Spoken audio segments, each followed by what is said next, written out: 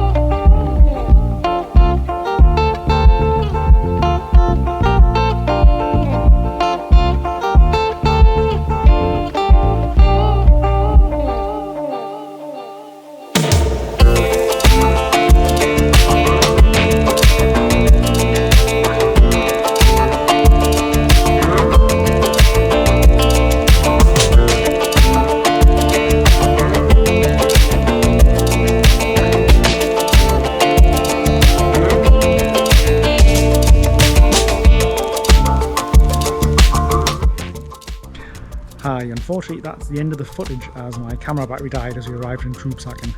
We did manage to get the correct code as part of the treasure hunt and opened the treasure chest and received a bush keychain as the prize, which was very nice. If you've enjoyed the video, why not like and subscribe, and we'll see you next time.